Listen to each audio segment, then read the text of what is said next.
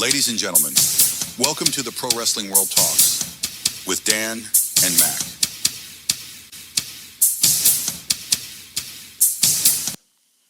Good evening, good morning, good afternoon, wherever you are listening to PWW Talks.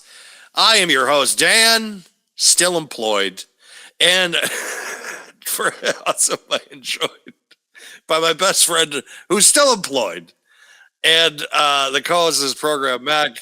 Gentlemen, we are still employed. We're knocking our woods right now. We still have jobs. Unlike 23 others in WWE right now who were given the boot last week, which we will be talking extensively about some of those releases. And Alex Cora was fired by the Boston Red Sox as well last weekend. They are putting all the blame on him for their shitty roster building, because it's the manager's fault when you build a team that don't want to spend any money. And then, might help if I unmute, but yeah, when the owner does not want to spend any money, yeah.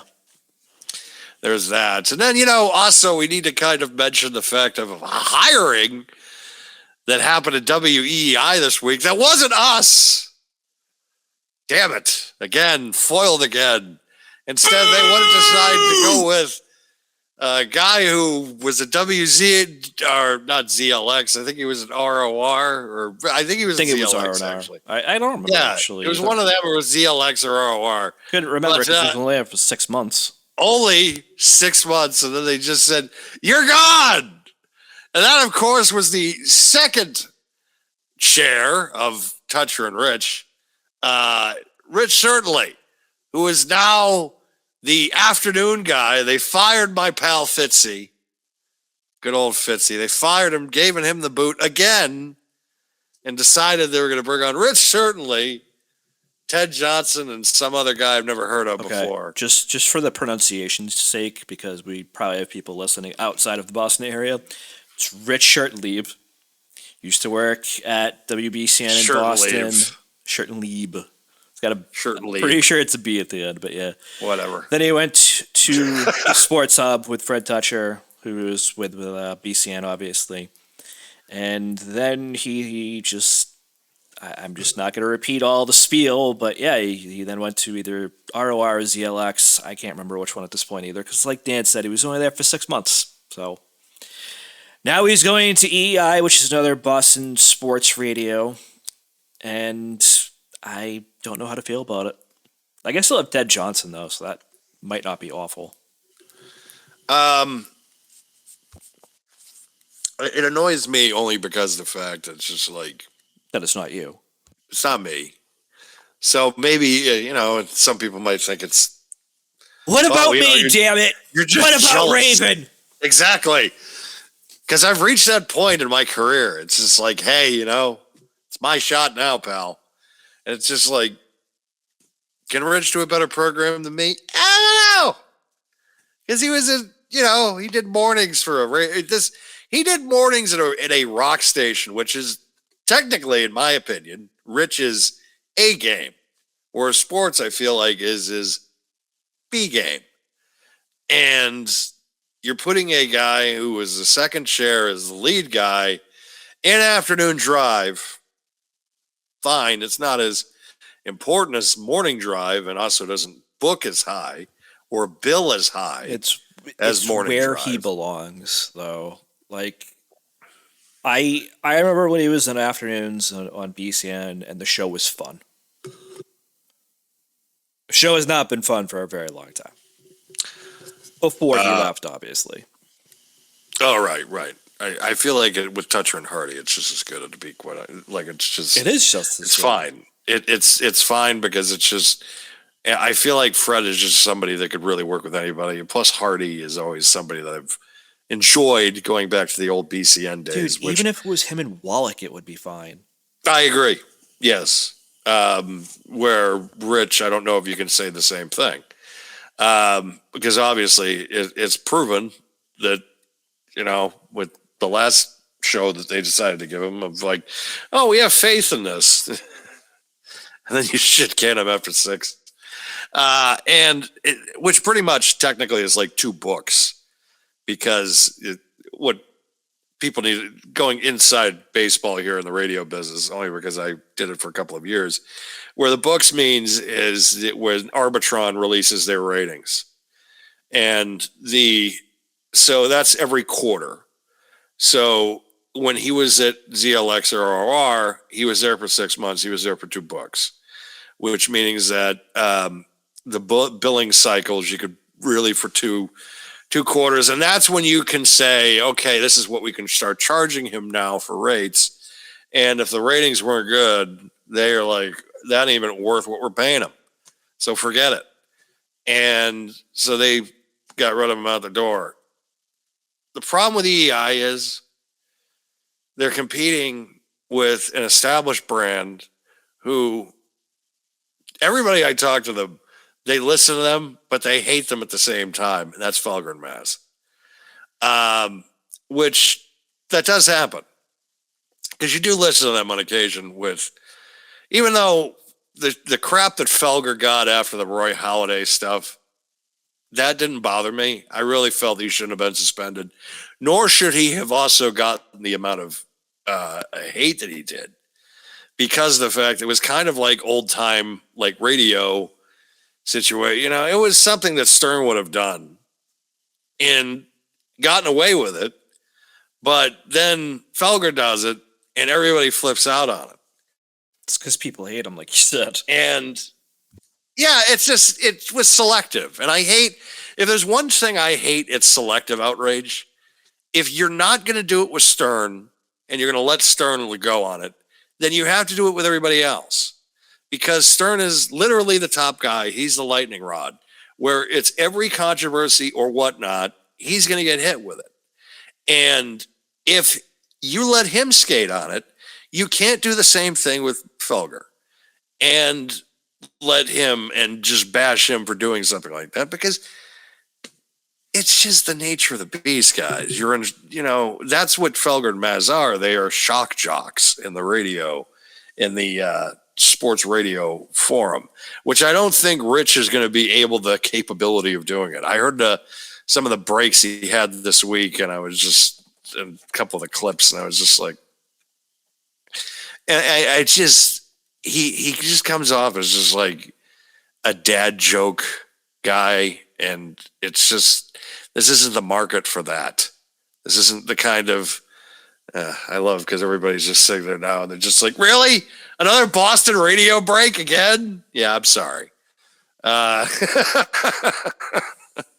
it's I think it's warranted, at least between you and I, obviously, because that's what we grew up kind of listening to in our quote unquote formative years, if you will. Obviously, more so late teens, early 20s and shit.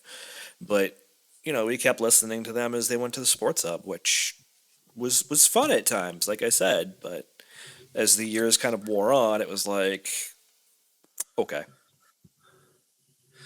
Yeah, it's just, it's harder now for me to kind of also, like, I tune in when I can, and now it's easier too, because it's just, they're on YouTube streams where it's like with EI, or you could just throw them on in the background, which is usually what I do at work. Same. So I'm able to be able to listen to them and be able to, especially too with, the Celtics are in the playoffs, the Bruins technically still in the playoffs. And then of don't course, fuck with me right now. Don't fuck with me on this. What's the score on this? What is the score? Are they playing now? I don't know. I think they're playing tomorrow.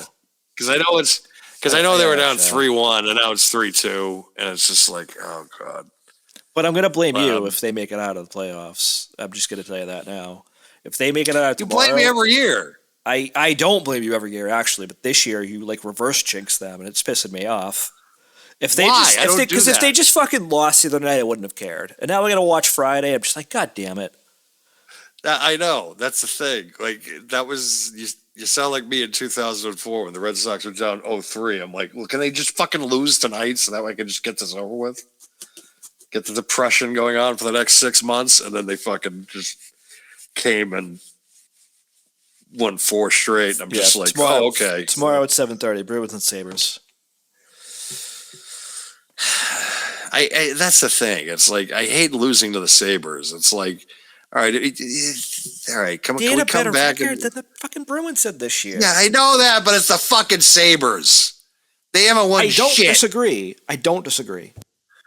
You know, it's like I at least it's like if the Bruins lost to like the Maple Leafs, I would be pissed because the Maple No, Leafs if they haven't lost, won shit. if they lost to the since, fucking Canadians, I'd be fucking pissed. the Canadians are still in there. I know. Trust me. I know. But I think that's our Boston sports break for the day.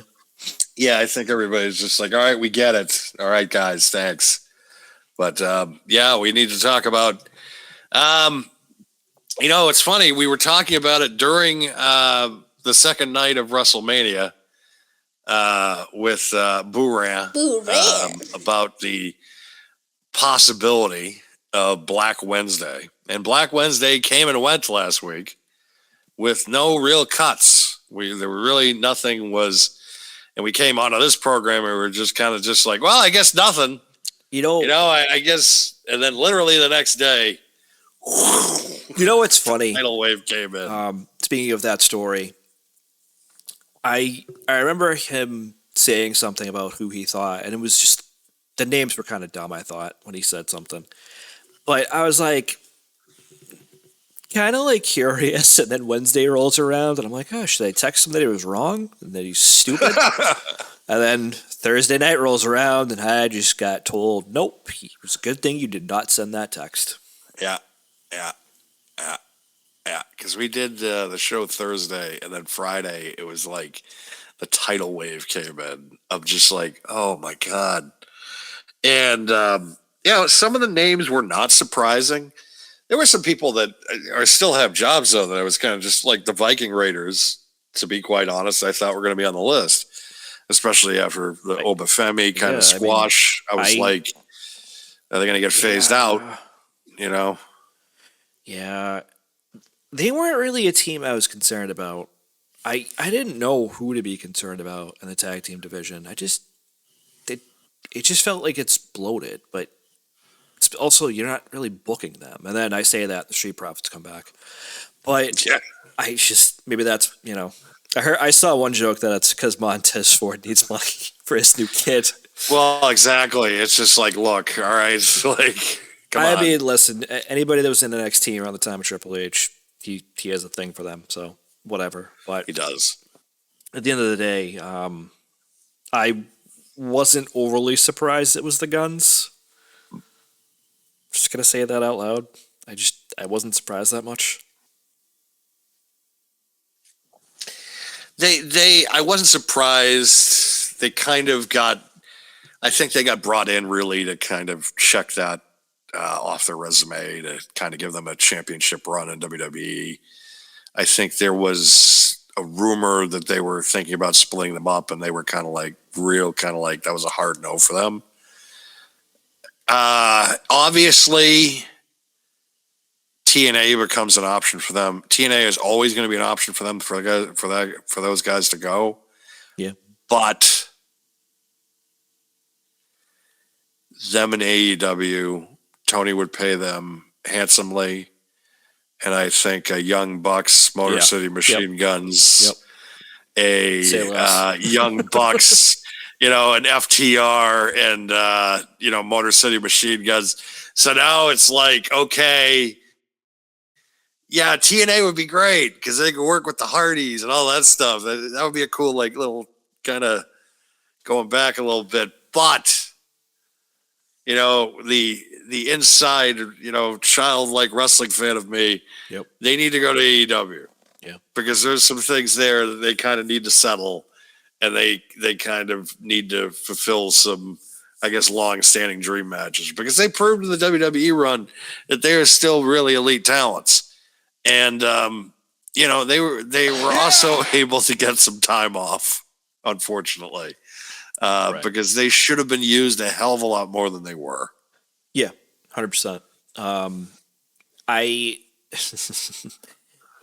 I read this comment the other day that Tommaso Ciampa killed their WWE run. when he left. God, I was like, that's oh funny. shit, you might not be wrong. He's. It's surprising that all the stuff they've been doing with Gargano though, because he's been almost like a fixture on TV lately. Even though it's like they've just made him kind of like Plankman. Depression Johnny. Yeah, like Plankman. it's just kind of. It's so weird, but I don't think they're. As long Like, as they 'cause don't do I- a switch with like they did with Corbin, where they turn him into Happy Gargano, I'll be fine. I think that's the key. They got to keep it. They got to keep it even keel and not go to like one extreme to another. Even though I've always felt if they just kept Baron Corbin, loser Baron Corbin, they would have had something there. But then they had to go with immediately the one character. I went to the casino and got a jackpot, so I'm happy. Corbin God, now. it's like, no, don't do that. I liked it when everybody thought he was an asshole. Like, I liked it instead of just like, oh God. Yep. Yeah, the guns, like I said, not overly surprising, but some of this was kind of unsurprising. I felt like, anyways. Like the Wyatt Six. I was not going to lean into that right away. Thank you. I was going to say more like Andre Chase first, but Andre Chase. Yeah, he was going to be an NXT lifer, and it's just not to say that's a bad thing, but no. But if you're still labeling NXT as your developmental brand, and he is not developing further than what he is, like. Term limits, folks. Like, you got to go at some point. If you can't go, then you got to go. It's the simple math of it. It's just, if you're there and it's just, you're still, you're going to be like a hybrid. You're going to be a manager and a wrestler, but you're mostly still a manager. And well listen, I'm not going to say anything about that. Like, Paul Heyman is a perfect example. Like, no, whatever. but like it when he lost, because the other guy got released a while back. Yeah, the other guy that was in Chase U, I forget his name. He escapes me. Right, but he did at least get released like before that. So it was just like, well, when's the other one come back? Like, so who is he managing and who's he working with? Like. Thea Hale, is that one of the ones that was I forget. No, she was. Who was in she was for a while. but it was. So I figured, maybe it was him that was still managing her, but apparently not. Yep. But yeah, you started to go into the Wyatt Six, so we might as well just jump right into it. Yeah. I will start because I feel have maybe more rounded comments or more robust comments to say the least. Yes. Listen, folks. Here's what I'm going to say. I think it is very unfortunate when anybody loses their job. I have gotten laid off in the past, and it is not a fun experience to go through that. So I'm just going to first start with a positive message to say that I wish them all the best in any future endeavors. I think it's very unfortunate some of these people got released. And again, it is a bad day when anybody loses their job. I think some of this talent will be okay. We'll talk more about that as we progress through these conversations. But it's still an unfortunate experience to go through, as I said. Now that I've had my soapbox, I'm going to take a step back off of it for a second and say, I do not care that these people lost their fucking jobs. I do not care that the Wyatt Six lost their jobs.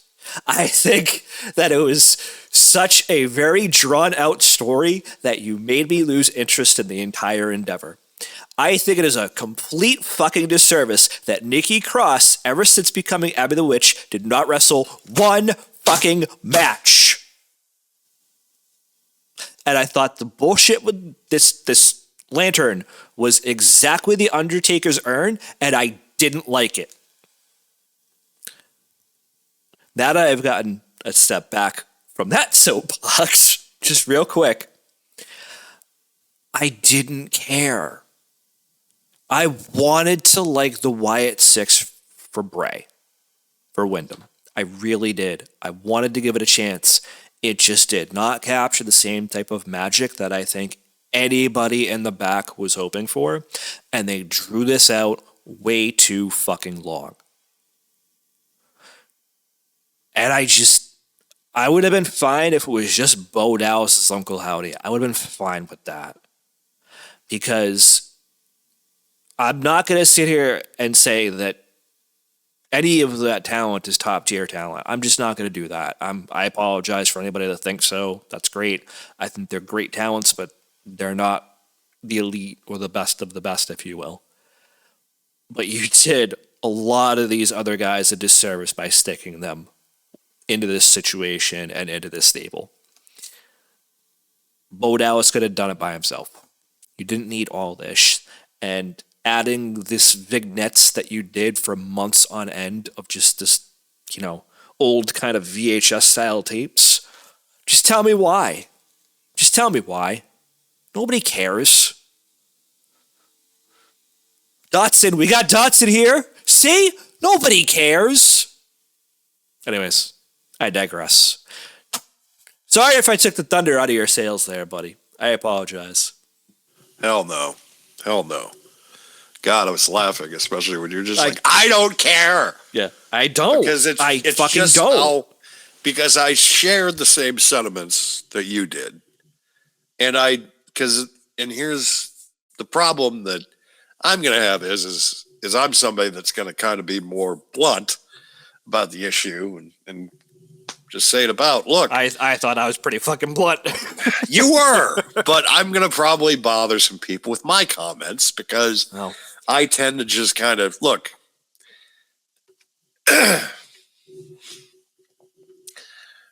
Bray Wyatt is one of the most creative talents that I have seen ever to come out of this industry in the last 15 years.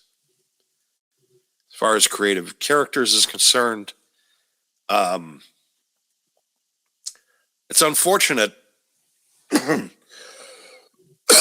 that I feel like that when Luke Harper passed away in 2020, I feel like that kind of almost started a slow kind of position decline of kind of everything that's that went on, because he passed away in 2020, and then they fumbled the ball in releasing him in 2021. That was a terrible decision.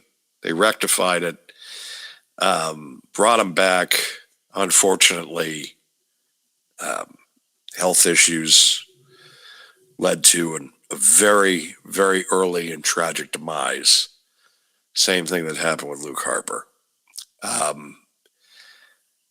think they tried everything they could to do this out of respect for the Wyndham Rotunda lineage, because of the fact that we have to keep telling people that Bray and Bo were third generation because their grandfather was Blackjack Mulligan.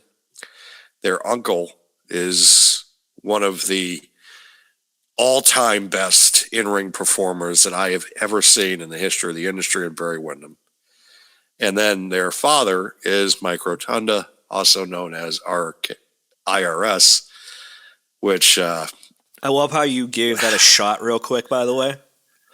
I heard you try it. I'm like, never mind. IRS. I was going to say Erwin R. Seister first. I know you were. Which is hilarious because every so often his promos will come up on like in a reel or something, and I'll just start laughing because of the fact that he's the only character in the history of the industry as a heel that ventures just like, see now how we're going to piss people off? Because every single one of your promos, you're going to explain tax code legitimately, like verbatim. You're just going to explain the text, like, and it worked because you hear it come out of his mouth, And but it's also hilarious because he's just sitting there. He's just like, you need to have your itemized deductions on my desk by April 15th. And but this is a legacy, huge one. Everybody involved in that family. So it's like, yeah, you got to kind of see and do everything you can to make this work. And they did. But they also needed to say, enough's enough. This isn't going to work. And unfortunately, that's what happened. They never put Nikki Cross out there in the ring. That's a shame. The whole That's lantern a fucking travesty because she's good in the fucking ring. That is, I didn't even know that happened, to be quite honest. I didn't even know that was a thing. I thought at least she had a match under her belt in that character. Did not know that. No. Nope. They didn't. Really, you just told me that, and I'm like, that's insane. Yeah, I saw it from somebody else. Somebody else had posted it, and I didn't go back and verify, of course. But if you go back and just think about it, she didn't have a fucking match as Abby the Witch. I don't think they really even gave her any females to stand up against, honestly. Do you remember, and it's funny, you brought up the urn by The Undertaker, and immediately it brought up a childhood trauma, but more of not a trauma of this is dumb and how this happened. It's more of a trauma of I can't fucking believe they did this and they got away with it, and I let that and I didn't instantly react and how much I hated it. So in context, so hold on a second. In context, what do you mean? And the fact that you didn't put two and two together, that it is essentially the urn? 1995, The Undertaker at the Royal Rumble was facing IRS. Funny how I just mentioned that. Yeah. Okay. He was so he was fighting him because IRS stole the urn from him. Yep. And so then in the middle of the match, Undertaker gets the urn back, or Paul Bearer gets the urn back, and then Kama comes out and steals the urn from stupid Paul Bearer. So he steals the urn. So Taker beats IRS, but he doesn't have control of the urn because nobody does, because now Kama does. He finally gets control of the urn back at the end of 1995, I think against Mabel or something. I think it was, yeah. Or it was at some point because I think Kama melted it down.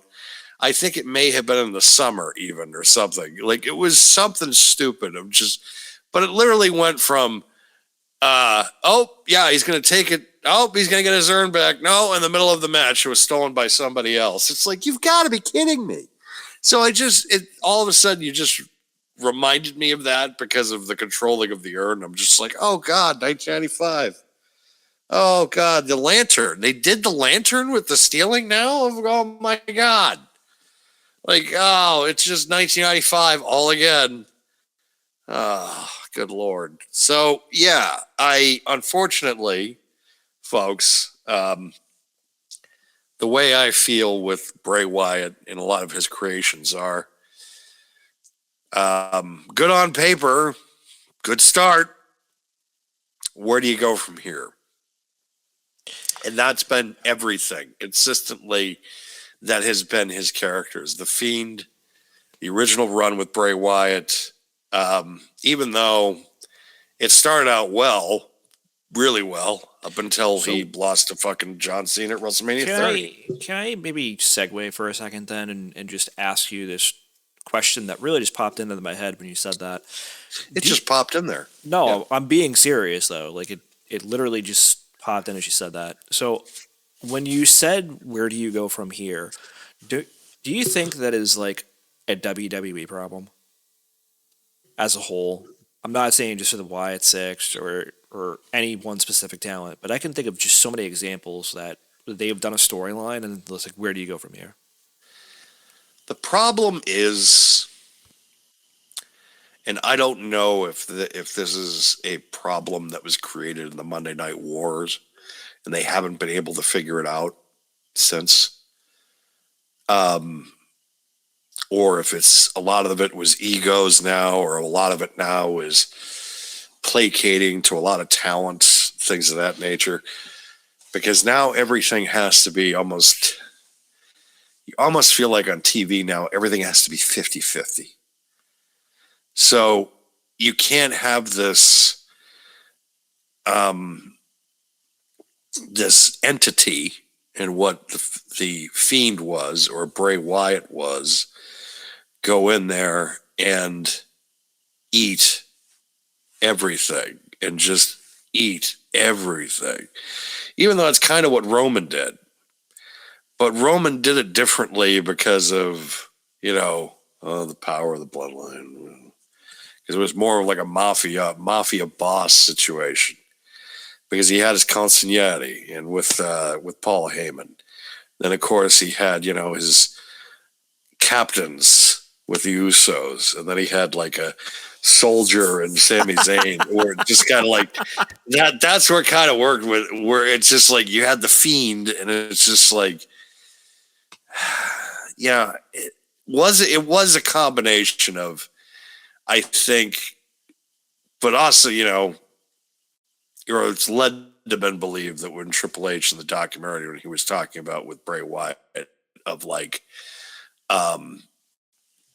he would have to kind of get corralled in on decisions and things like that because of just, so I don't know if that's him trying to say, well, it wasn't just us and our decision making. And I also think,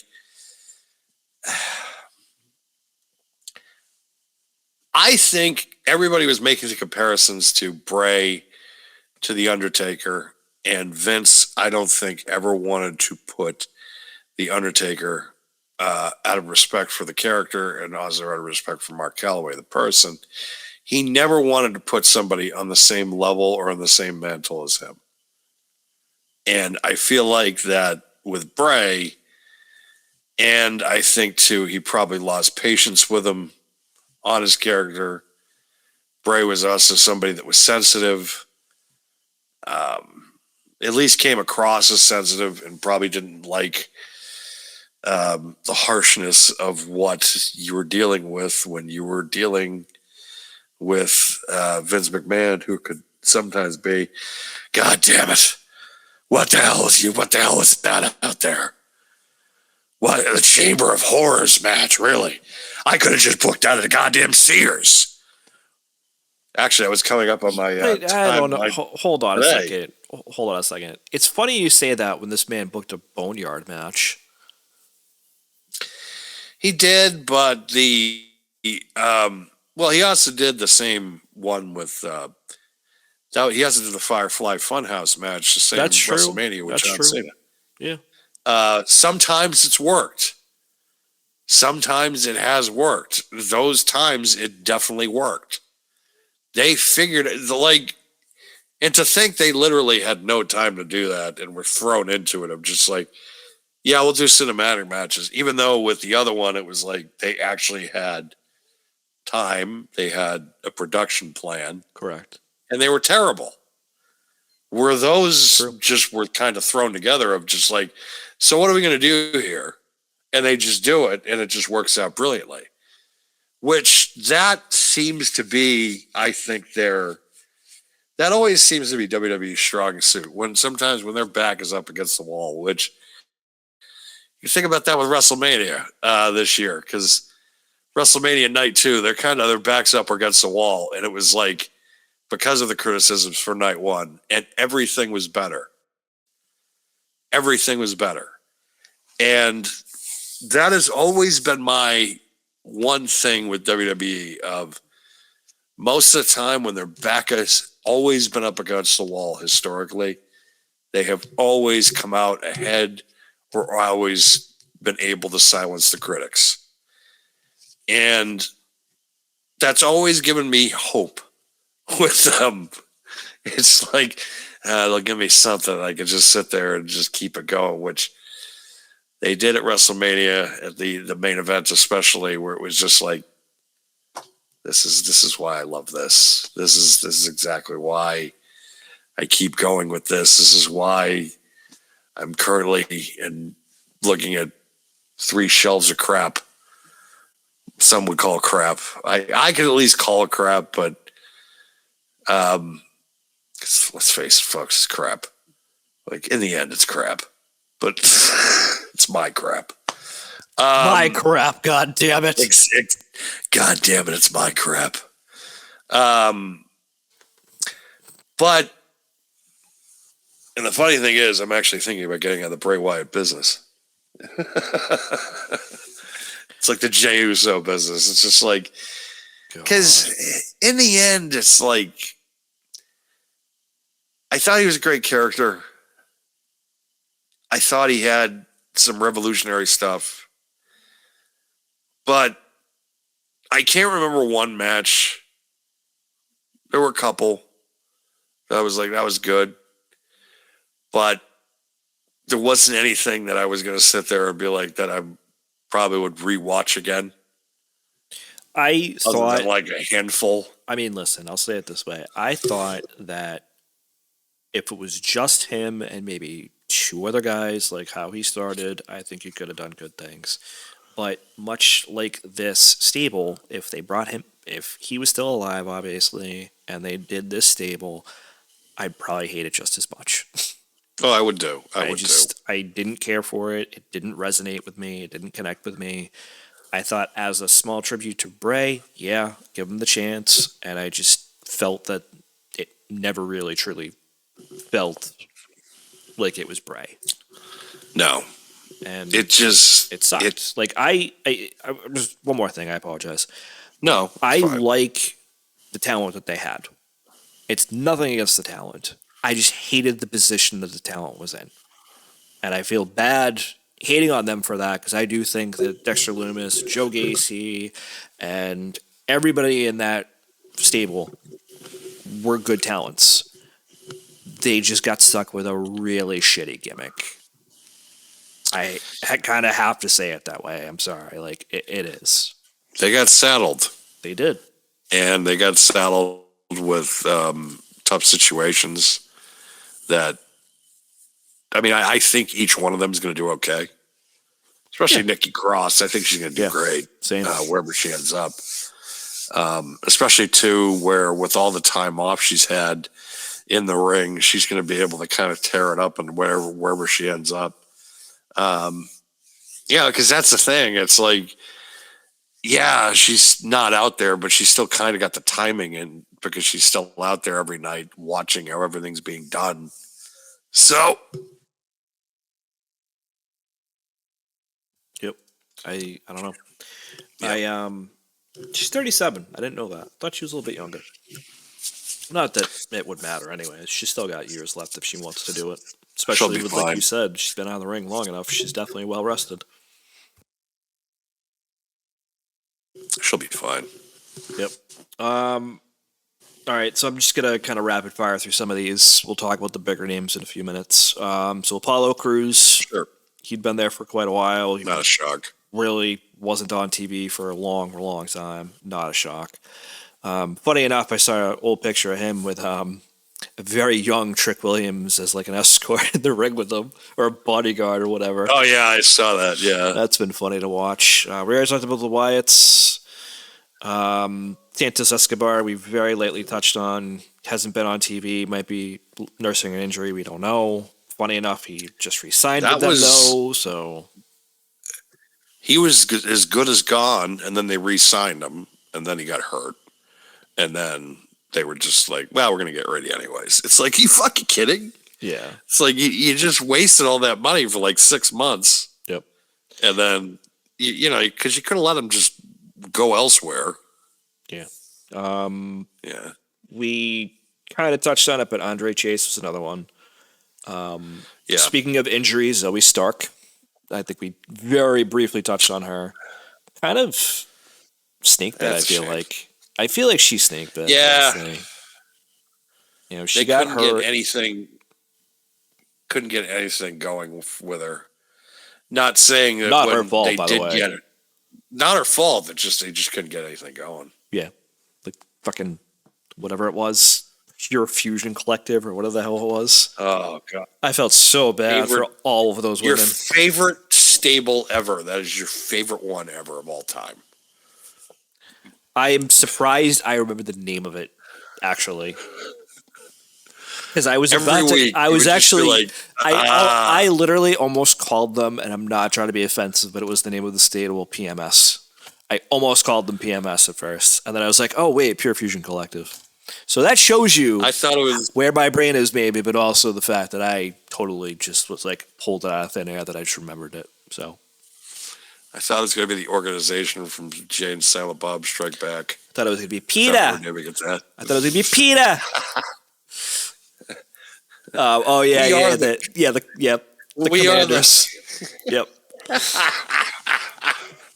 I was thinking PETA for whatever reason, and then I was like, oh crap, I got to cut that off. We are the Commanders. Yeah, yep, the Commanders. Okay. Yep, the Commanders. Yep. I do feel bad for Zoe Stark though. Kind of got snake bit a few times. They tried to push her. She got hurt. She came back. She got stuck in a really crappy stable. She got hurt again, and then just okay, bye. She was apparently close to coming back. I heard too, which also sucks. She'll get picked up somewhere else. She's Oh, good 100%. enough, She's good. She'll be able to get somewhere else. Yep. The next couple I'm gonna blow through because a lot of people don't know who these people are. Some of them have heard the names before, but it's a lot of NXT and Evolve and stuff like that. But Tyra May, Steele, Serena Linton, Tyson DuPont, Tyreek Igwe. Sorry with pronunciation. Malik Blade, Chris Island, Luca Crisfino, Dante Chen, Francois Frinslow, and Trill London also released. I saw that. Well, actually, somebody told me today, Bourré, how annoying he thought it was that Nikita Lyons still has a job. I've seen that get rolled around, and I'm just like, this rhetoric is getting old. Your hatred against her because I've seen a lot of people make a lot of analogies of who should have gotten fired instead. I probably have contributed to that a little bit. I'm not going to say who because whatever. But I just feel that, yeah, some of this talent shouldn't have been let go. But I can't think of anybody of the list of people that I just said or that we've already talked about thus far that would deserve it over another talent. I've never had a problem with Nikita Lyons. Never will have a problem with Nikita Lyons. I probably won't either. It's sorry, folks. I'm not even thinking it from that aspect. I just don't know who she is enough to really have a problem with her. And whether she's good or bad in the ring, I just don't care. I just don't. Yeah, it's just like, and I don't mean it for exactly. that obvious reasons. I just don't. I just don't care. Yeah. But my reasons are less obvious. I just don't care. I don't really hate people. Yeah, leave her alone. Yeah. Like, it's just You want to make fun of her? You want to hate her? Be my guest. It's a free country. Do what you want. But fine. I just that's not me. I'm not going to do that with her. Not going to do it. Leave her alone. There's plenty of other talent for me to hate. I just don't care. Exactly. But I just, as a rule, I just don't really hate people anymore. Anyways, it's not worth my time. It really isn't. You're right. Yeah, I just don't. Especially wrestling talent. Get over yourself. Who cares? I hate fans more than I do wrestlers now.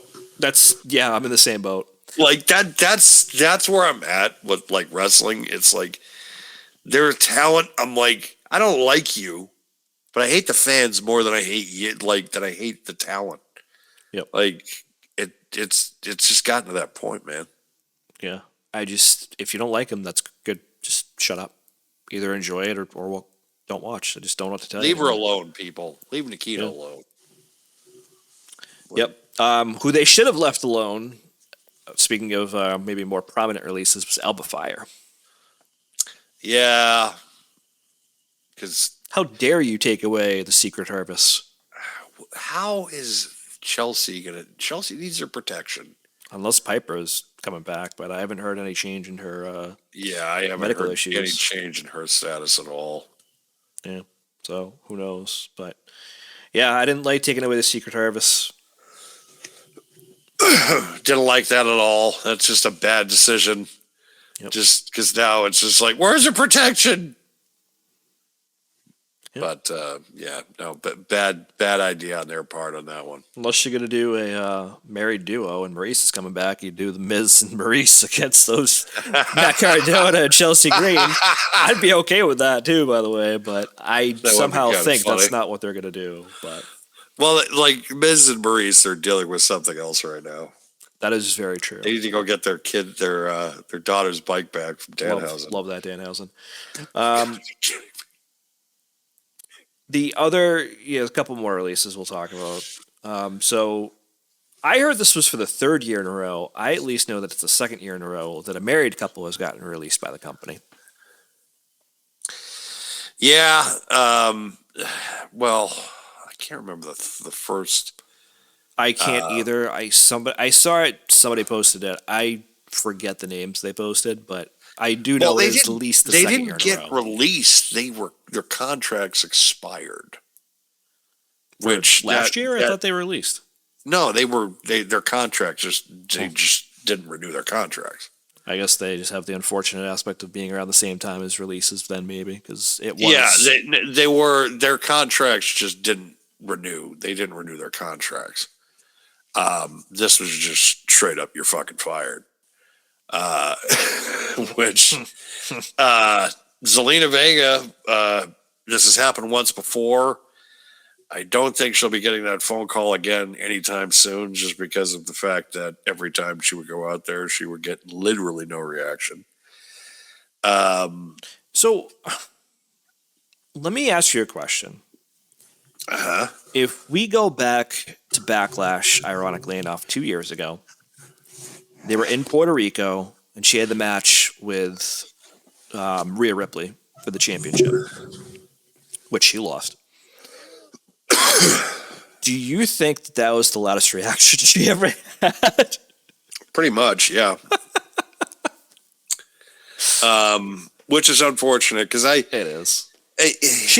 She got better. I'm not gonna lie. Like, she got better. Yeah. It's just they don't feature her regularly, and you stuck her with the LWO. I love her backstory. Same. Like, it's a really good backstory. Same. But at the same time, it's like there's a lot of talent in that ring in that company that in the ring they're just top notch, can have a great match with anybody. That's a lot nicer than what I was about to say. Okay. There's a lot of times I've seen her in matches. I'm just like when she broke Chelsea's nose. Yeah. With the worst 619 ever. Oh God. It's like, I think that might have been part of it with people of just like, because she would just come out and it would just be like cricket, cricket, cricket, cricket. I forget the last time I heard a reaction for Zelina Vega. I'm just gonna say it that way. I honestly forget. Trying to, and I like Zelina. I'm not trying to be a dick. I don't hate her either. I'm just trying to be honest here. She tried. There were times that she was over. There were times that people hated her. I felt like you maybe should have transitioned her as they did to being maybe more of a manager to her husband. I think that was the perfect transition. Right. And I'm going to say it this way, and I know people have thoughts, and this is maybe just one of mine, but like, he was featured regularly on TV at this point. Yes. He had decent feuds. None of them just really made it to a PLE that I can recall. But the feuds were decent. He had good matches almost all the time. Is this maybe like last year? And I asked you this in pre-show. Is this maybe like last year, like Karrion Kross and Scarlett, and they didn't want to re-sign Scarlett, so they basically both walked? Do you feel that maybe there is something like that in play with both of them getting released? I don't know. I don't know. I don't know the context. What do you think, though? Like, I understand you don't know, and we've established that fact now, so anything we say at this point would be speculation, but what do you think, though? Because for me, I kind of feel like yes, like I said, because he was on TV regularly. Again, speculative. This is not fact, but just my opinion is maybe he got released because of that reason. You're probably because they probably just figured, well, we might as well just cut them both because once she's gone, he's going to be like, well, I'm going to be gone in protest. There's a possibility of that. I think there's a 50% chance of that. Even though they've worked separately in separate companies for a while, but even though it seemed to be when she went back, and then that was when he was just kind of, the only thing that I kind of feel bad for is, and the reports have been coming out, that he may not be welcome back in AEW like Andrade was. Because there may be more bad blood on that part from AEW of how he left. And also he wasn't exactly the most easiest guy to work with as well, from what I understand. But that's only what's been reported. So who knows if he's going to be now going over to like Progress Wrestling and working over there again with Zelina. You don't think TNA would take him? That's a possibility. That's a possibility. I don't know. I feel bad. He's another guy that I'm kind of scratching my head on why you're getting rid of him. I understand Zelina. Yeah, I hate to say it about Zelina, but I understand it as well. She got people hurt. You really weren't doing anything with her. She was getting no reaction. It's possible that if you let this play out with obviously Aleister Black, and maybe she does start to get a reaction, whatever. But as of right now, she wasn't getting one. So in the here and the now, I understand it. I don't understand it with him because he was featured regularly on TV. He's on almost every SmackDown, whether it's a backstage segment or as a match. The feuds he had were decent. I do feel you could have done more with this man as well. You could have made him your mid-card champion and eventually, a world champion at one point if you wanted to, depending on how things are playing out with Cody and shit like that. But still, I think the problem is that they're slow and weak sometimes to pull the trigger on some of these guys. He's one of them. I think part of the problem is that they knew, and you're probably right, and the question you asked earlier, and they probably knew in getting rid of Zelina, they were like, we're not going to be able to keep him. Like, he's going to leave in protest, so we might as well just cut him. Right. And also, they probably feel like, well, he's not going to be going to AEW. Like, they're not going to probably bring him back, or they're going to bring him back, like, really, really cheap. Again, it's unfortunate to kind of think about and bring up, but he did kind of burn a bridge over there. And, wasn't exactly the easiest to deal with booking wise, but, Andrade went back, and Andrade's in still top programs over there. So there's still a chance that he's going to be able to, and Zelina might be able to go to like CMLL on top of, going back to TNA. So there are avenues for those guys to still kind of get jobs, but Aleister is without question, in my opinion, the top like 2 or 3 as far as people like, I'm legitimately like, well, why'd you cut him? That doesn't make any sense. Well, ironically enough, I do believe that will bring us to the number one surprise for the releases, which was Kairi Sane. Yeah. The rumor is, though, too, that she may have wanted to go back to Japan. That's not been confirmed. I don't know if that's going to get confirmed like completely. That's only the kind of rumor out there, which is the only logical conclusion that I would give them for just getting rid of her at this point because of what you currently have going on right now with Io Sky and Asuka. And she was a part of that whole angle. And so from that perspective, her gone now, it's like a huge whole part missing in that whole like story right now. and they're kind of just like, maybe they'll figure it out. Maybe they'll bring her back, kind of what they did with R-Truth last year. I don't know, though, because it could have been her decision and just saying, I want to go back to Japan because apparently she's married, has a husband out there, still lives in Japan. So she might have wanted to go back. I don't know. Well, I don't know either. I did not hear any of that shit about the husband and stuff like that. If that's true, then I mean, fine. But here's what I would say to this whole situation, right? And you and I had kind of talked about it in pre-show, like we did the Alistair stuff. I think that if she did want to go back to Japan, right? If that is the scenario, and again, we don't know, that has been theorized and rumored and stuff like that. That maybe that is part of what led creative to make the decision to pull the trigger on letting her go. But again, if that is the case and she did want to go to Japan, then that's awesome for her. I'm just going to say it that way. It's awesome for her. What's not awesome is how she gets there, in the sense that she just got released from her job. That part's not cool. I don't like that at all.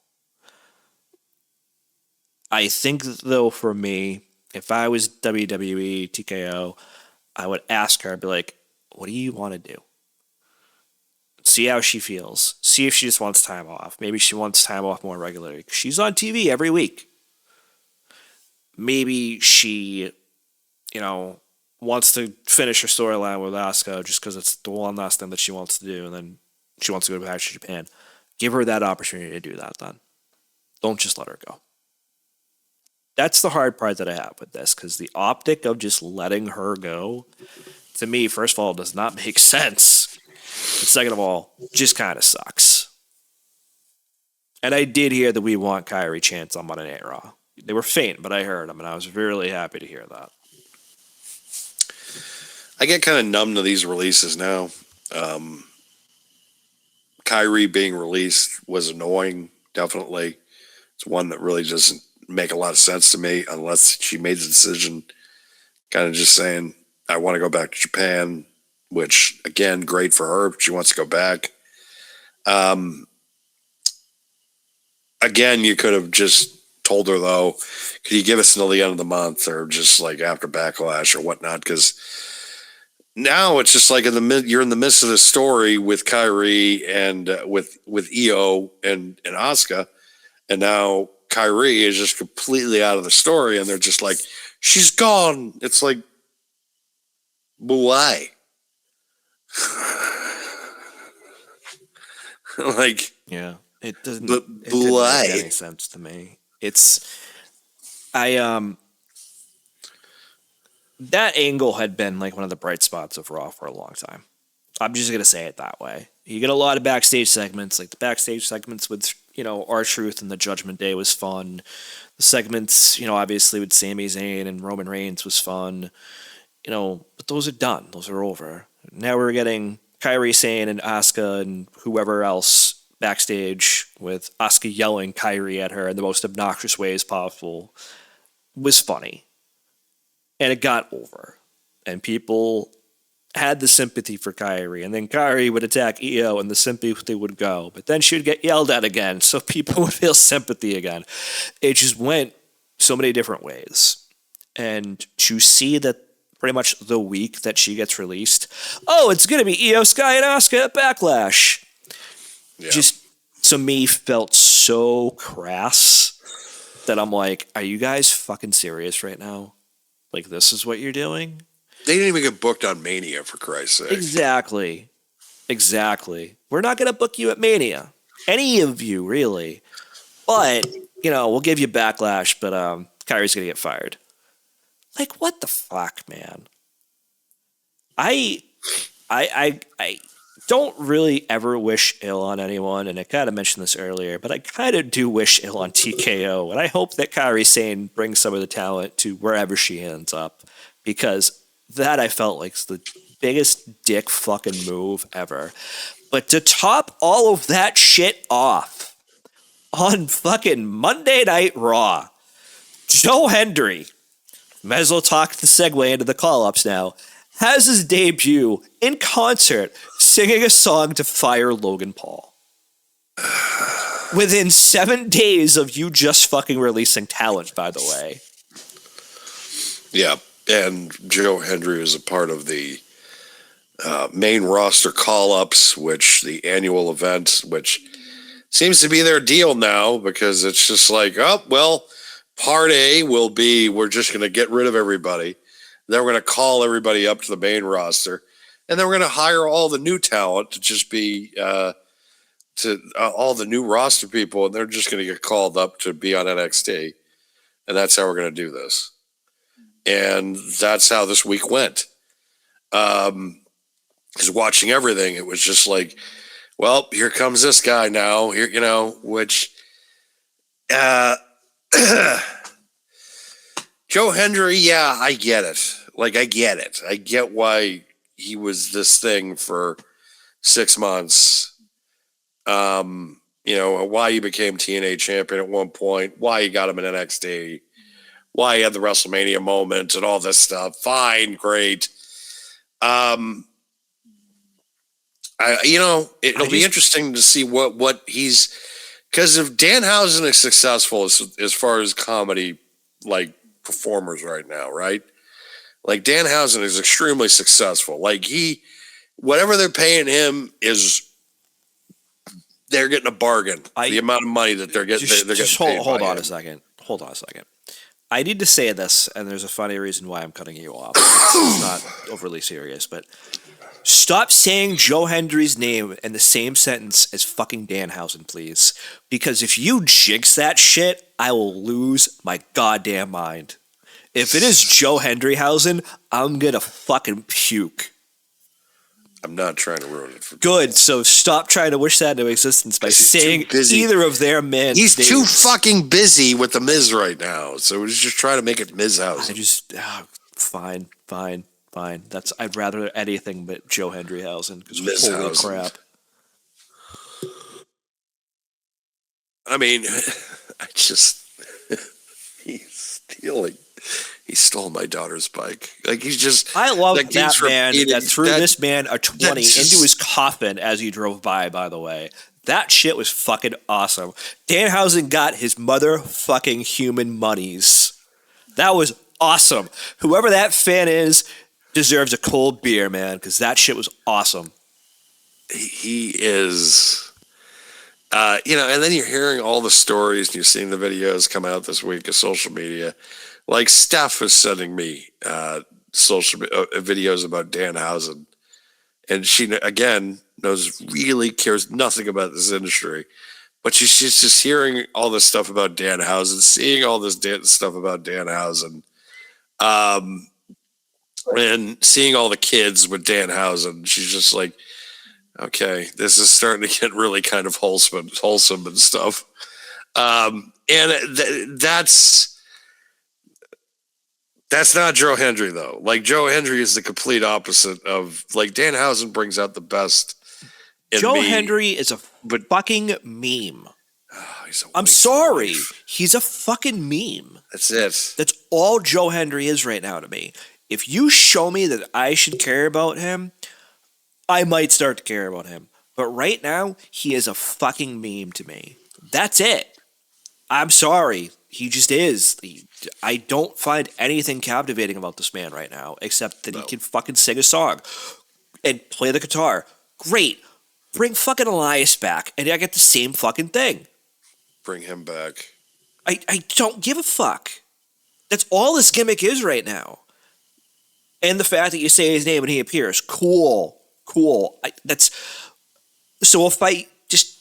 I hate it. Dan, I hate it so much. He's a goddamn meme. He's a goddamn meme. The only thing I want Joe Hendry to be involved with with a guitar is the honky tonk band to come back, and or Jeff Jarrett, or Jeff Jarrett. I don't care. He doesn't need to draw a dime. I don't care. Anyways, never drew a dime. Yep. Anyways, I could rant all night about that. But another NXT call up from Monday Night Raw is All Ego Ethan Page. I think it's hilarious that his first program they're sticking him with Rusev. That just makes me laugh so much. I just like, can't wait for them to turn really? on each other. That'll be hilarious. Yeah, I was rather surprised they didn't put him on SmackDown with the Chelsea Green connection, but That would have made sense. That would have made sense. Yeah, but again, this company sometimes. We could explain why in a little bit. I don't think we need to go into that too deeply right now. I think there's argument for both him, and we'll talk about him in a minute once we finish up Raw. But there's both history there with the world champion, which could have been explored. Right. I think it's better explored with who they picked. I'm just going to say that out loud. Right. But I also, so I'm hearing the rumor that SmackDown at some point is going to go back to 2 hours as well, which may or may not explain some of the releases we talked about earlier. Thank Christ. Yeah, seriously. It may or may not explain some of the releases we talked about before. Obviously, a lot of them were on SmackDown for the main talent roster. And again, I think if you want to explain something in less than 2 hours, it's probably the person you picked instead of all ego. I don't know what else to say after that. I just don't. I think you could make the argument for either of them to be on either show. I'll say it that way. But obviously, I want to wrap up Raw first because it's fresher. We kind of knew this already, but Sol Ruka is obviously as well joining Raw. Yes. They also joined Obafemi on Raw, who obviously had his big match against Brock and debuted several weeks ago.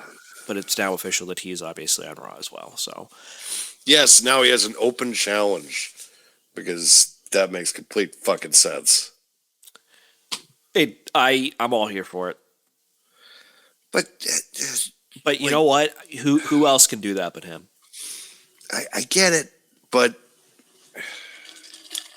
he beat fucking Brock in like 4 minutes. He did, but you could build something phenomenal with an open challenge, dude. I understand. I understand that also they could make it dog shit and have enhancement talent or local talent come in and just wrestle him, which I wouldn't want that.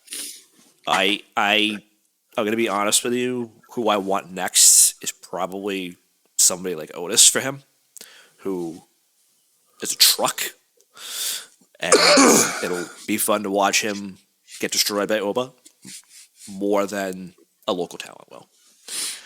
But I also understand there is that risk of it running stale very quickly.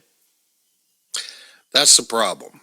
Like that's the issue I have where it's like, okay, don't make, but also, I don't want them to kind of just serve other guys that you still have a shot with kind of making something out of instead of just feeding them to Oba the whole time. So it could be a catch-22 issue. Because, but I don't know. Yep. I have hope that they'll be able to maintain it meaning something. But the problem is I'm looking at their track record. I'm just like, Yeah. So let's talk about that real quick because I think we should jump into SmackDown. So we obviously know that Fatal Influence is coming up. They debuted on Friday. JC Jane had a match with Rhea Ripley. Didn't hate it, didn't love it. I think that they should be on Raw because you have 3 chicks in the Judgment Day. There's 3 chicks in Fatal Influence. You have something that you could definitely do with that. Yes. The next one is Blake Monroe, who is going to debut, I think, this Friday. Or it says coming soon. I'm assuming it's this Friday, though, given that we'll talk about him in a minute. It's also coming this Friday, I think. I thought Blake Monroe would have been up even sooner. You should have been on Raw, though. I know. Because even if you take Fatal Influence out of the situation, her and Liv Morgan. Oh, yeah. Like, I'm sorry. Her and Stephanie McCare. Yeah. Oh, yeah. Yep. I'm not even thinking about that stuff, Dan, but yeah, sure. No, I'm not either. I'm just trying to make it, hey, man. How you doing? I'm using the baritone here. Yeah. Like, hey. Yeah, I could tell. Or I just think her and Liv. And then Ricky Saints is probably the only one that I feel makes sense on SmackDown, as I said before, or alluded to before. He has history with Cody. Whoa! Yep. Not that All Ego doesn't. They were all in AEW together, obviously, for a long time. Obviously in the Indies as well. I think Ricky Saints has a little bit more history with Cody, if I'm not mistaken. And I think there is a certain shine that you could have with him and Mello. A few other guys. I think Dragon Lee is also on SmackDown, if I'm not mistaken. That would probably be a good match as well.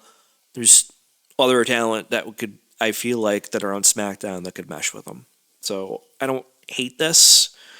I just, for me, that one kind of makes sense. Everybody else, I don't know. You know? I feel like the Raw talent makes sense in context. Yes. I feel like the SmackDown talent, except for Ricky Saints, probably makes more sense on Raw. Yeah, But JC Jane, though, I will say, long time coming. Of course. You know, including myself, I'll be the first one to admit it that, but also among others, the discussion with her was always, she was like, and especially in Toxic Attraction, how she was like the third wheel. Like it was just like Mandy Rose, Gigi, JC. And now JC's like the one that made it up to the main roster and had the successful like championship reign. Mandy did too, though. Mandy did too. She just, you know, choices. Yep. Hey, look, I'm not knocking her. Mandy was NXT. She had a decent run in the main roster. Not great, but serviceable. She went back to NXT and killed it. Had the longest women's championship reign at that point. So, I mean, I can't take that away from her. Gigi Dolan never made it up. Just, you know, unfortunate, but it happened. And then JC Jane, you're immediately putting her in a program with Rhea Ripley, who just got off a world championship, you know, win at WrestleMania. Sure, why not? Like, okay. It's just, that just goes to show you. Why you jobbed her out the gate? Come on. I didn't consider that a job. Right. I really didn't. In the fashion in which she lost and the beatdown after, I think you featured them pretty prominently. Even in a loss, I think they were featured very prominently and very strong. I didn't hate it. It's just, like I said, just you could tell that from whatever Mandy did and whatever Gigi did, just was not on that same level and did not show the same kind of faith and trust that they are obviously showing these women by doing that. My thing is, though, it's like, if you're going to have Rhea Ripley face somebody on TV, let it be like the second or third person in that group. I agree. So that way it's like you build to the matchup eventually with JC Jane, but you have her beat like the second or third option in the group. And then you go from there where it's like, then you do the beatdown instead of it's just like, oh, you beat her on TV, so why do I need to watch her on pay-per-view? I mean, I don't think she's going to face for that title right out of the gate anyways, but right. I mean, just the fact that you did it, I felt shows that level of trust. I don't know what they do from here, though. Because it seems like they're doing this whole Rhea Ripley, Alexa Bliss, Charlotte Flair against, you know, inflated influence. It's just, it feels weird. For a lot of reasons. Are Alexa and Charlotte tag team champions? Or is it, like, what are we doing here? What, like, is this for the tag team titles? Is this for the world? What are we doing? I don't even remember who the Bellas fought the other night, or sorry, Brie and Paige. I don't even remember who they fought. Because I checked out of it already. Like, cool, you're a tag team champion, but why? And I'm sorry, and it feels weird to have Paige on one show and AJ Lee on another, and the Bellers are there, and it's just it's weird. Like, have I gone back 10 years? Well, there's also that I think AJ is done for the time being. It seems to be what she's alluded to on social media. I don't know. I haven't heard anything. I haven't read anything, so I have no idea.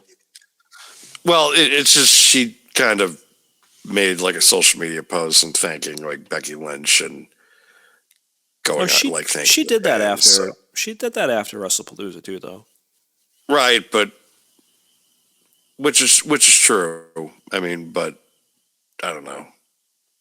I there's a part of me that thinks she's either going to take extended time off or Good, she should. She deserves it. yeah, I agree. All of them. I mean, listen. At the end of the day, all of them deserve time off. All of them. They do.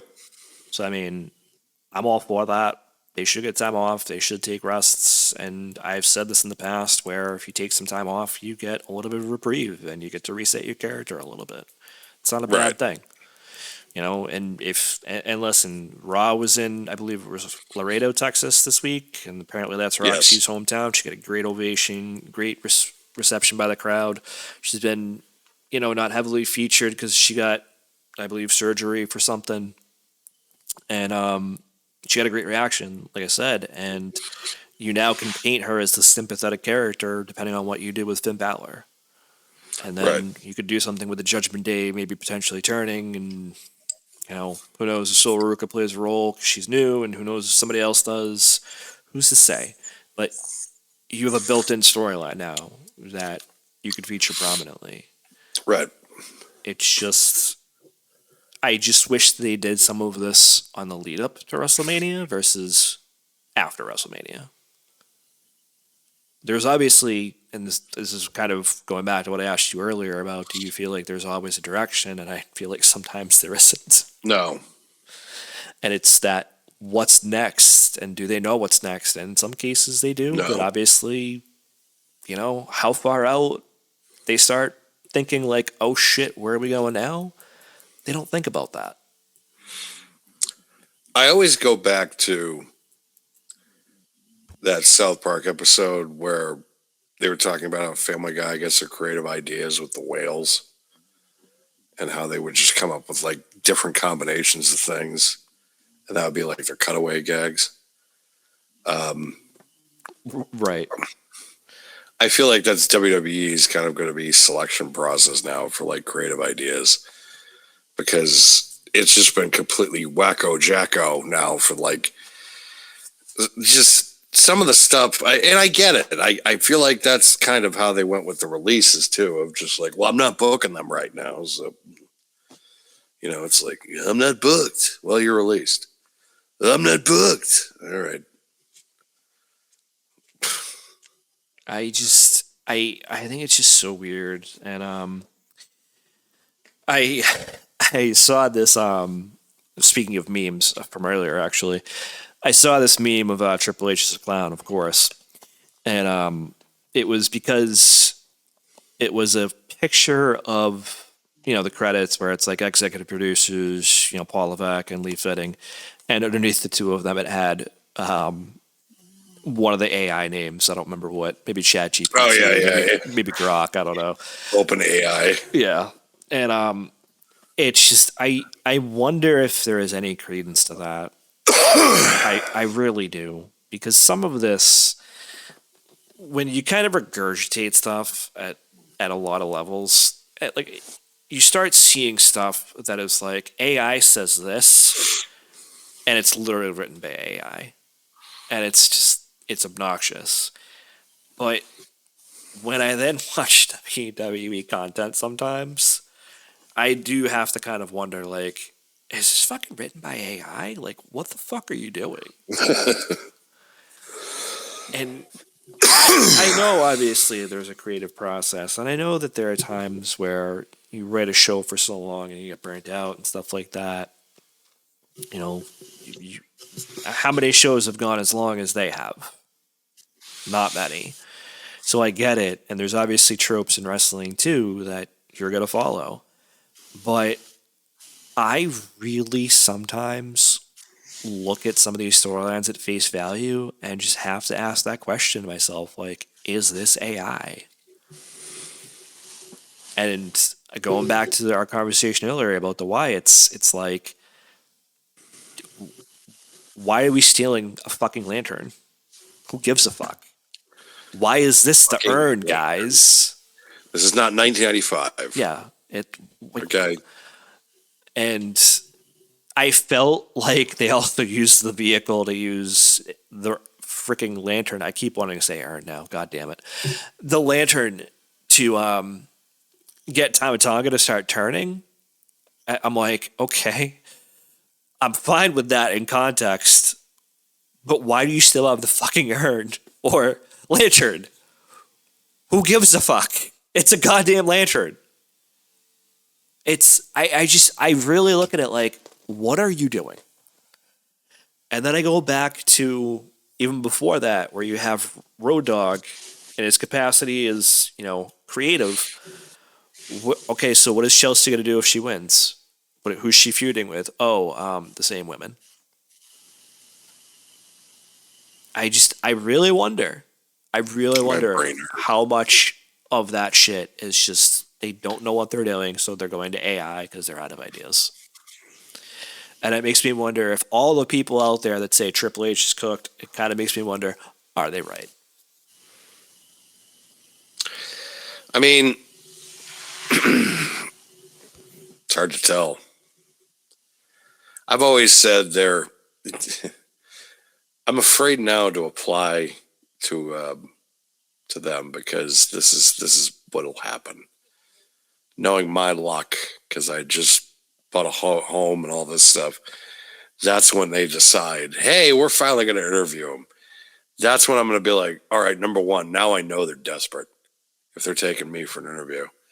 And number two, it's like, now they're going to pretty much make me make a choice of, do you want stability or do you want all the big money? And it's like, oh, they could just blow me out at any point, though, because, they could think my ideas are terrible, or I get in a fight with I get in a fight with management, and because I probably would be like Cornette, where one day I would just be like, you buck-toothed motherfucker.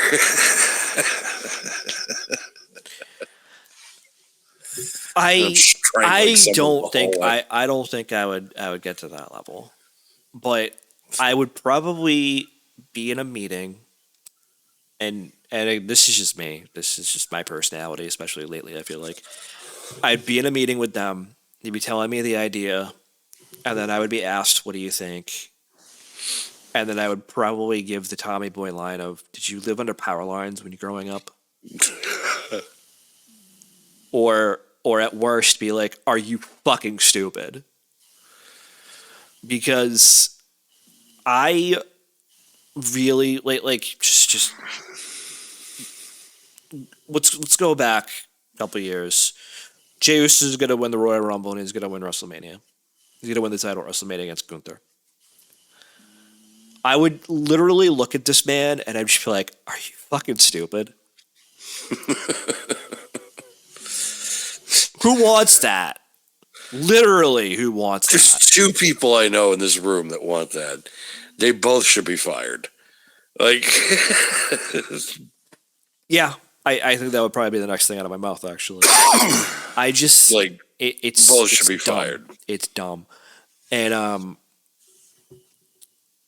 whoever thought it was and this becomes speculative at this point, but whoever thought that Gunther should face Seth Rollins instead of Rey Mysterio at WrestleMania should also be fired. Unless they were retiring Rey Mysterio. No, I don't think you need to retire him, though. No, you don't need to. Just let Gunther have the win over him to say it. That's all I give a fuck. Because Rey's last match really should be against Dom. That's who it should be against. It should be. But that's not to say that the retirement match with Gunther needs to happen. It's just not necessary. Not at all. But their thought process is, of course, And I'm sure their idea is that they're going to be able to get Brock Lesnar back for SummerSlam, which, in my honest opinion with Brock, it's like I would rather him stay retired, because I think him retiring as soon as after Obafemi, that loss, it's like that just makes Obafemi that more stronger. I don't think you need to do that. I don't think you need to bring Brock back. No, you don't. Neither of them need it. They don't. Like, at the end of the day, I get it helps his Gunther's gimmick, but he doesn't need it. He doesn't. If you've already given him 3 retirements, you don't need another one. You don't need another one. He doesn't need to just keep doing this. Yeah, like I'm all for it. Don't get me wrong, but like again, like he's over as fuck now. Especially if it was Seth Rollins, I was just like, please, just let him retire, Seth Rollins. Oh God, I was hoping so too. I would have loved if Seth just dropped his boots right there. I would have loved it. I'm sorry. Yay, he's retired. I don't care if that makes me a horrible person. I wouldn't have cared. I would have loved it. But yeah, it's tough. I just think that, with the releases and the new signings, the releases suck. I'm hopeful for the new talent that they brought up. Blake Monroe is great. Solrook is great. Fatal Influence has been great. And obviously the male talent, Ethan Page, Joe Hendry, okay. I just, not for me, but I understand it. People like him, and Ricky Saints obviously as well. I think these are great talents. They'll do great things. I just wish it wasn't at the expense of some of the talent they released. But again, some of them, we kind of said it, they do make sense at the end of the day. I agree. Am I hearing your cat snoring behind you or something? Yes, it is. It is Daria. She's literally right next to me, and she is just snoring away. I was like, is that your phone? Like, trying to figure out what that was. No, that's Daria. Like 2 minutes. That's funny. No, she's just snoring away because she's right next to me. Bitch. Which is something I want to be doing rather shortly. Yeah, it's kind of why I tried to wrap this up in a little bow for you.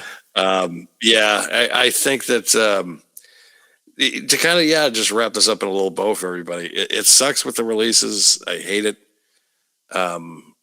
But it's a part of the industry. I know everybody's like, well, AEW doesn't do it. Yeah, but they let the contracts lapse. They don't do they'd only fire when when they absolutely have to. WWE, this is a yearly, annual thing. Again, it sucks. But I think the majority of the talent's going to be okay. They're going to find work elsewhere.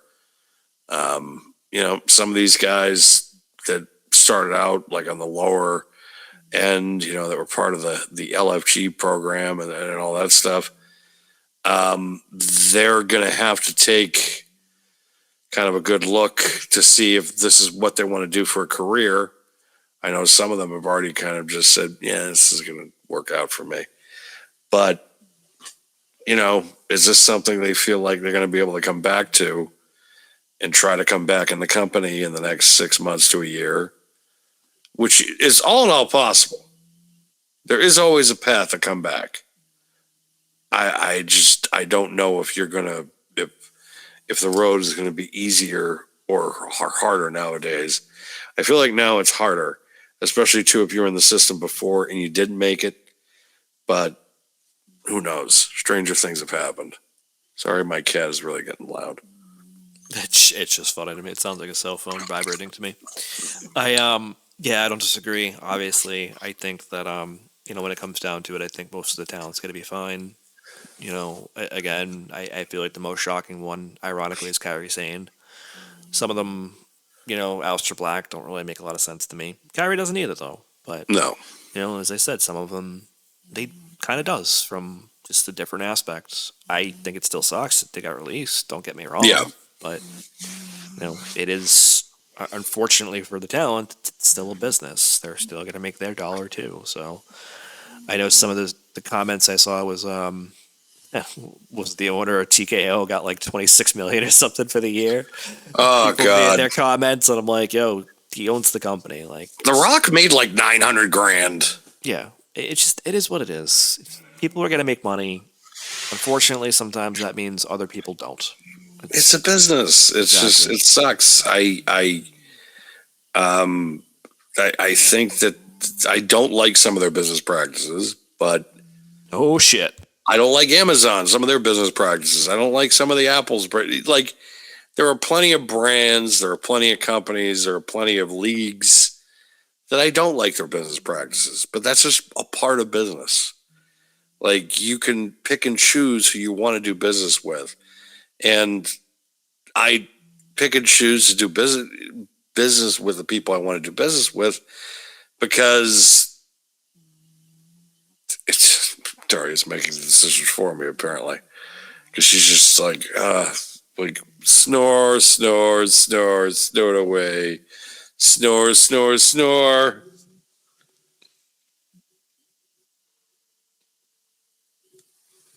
Yeah. Bitch. I might actually just wake her up. I think I should. Yeah. Yeah. This is how we're ending the program. Where she's just gonna kind of be held like a baby. She's like, I just woke up for you to do this to me. Go fuck yourself. Exactly. She's not exactly thrilled about it. No, right I could see all the outstretched toes, so I could tell she's pissed off. Yeah. That's why I'm like holding her like this because I don't want the outstretched toes near me. Yeah, I don't blame you. She needs to get held like a baby. This is how we're gonna end the program. So mad. I know, isn't it great? I can't even see her eyes, and I can just see how her body is, and I can tell how mad she is right now. I love feel it. I could feel how mad she is. So, on that note, everybody, we will see you all next week. Bye! Daria's waving. Bye! Oh my God, she's turning like so she mad. wants to kill you right now. I know. Well, I'm going to put her down before she takes my face off. Bye, everybody! Bye.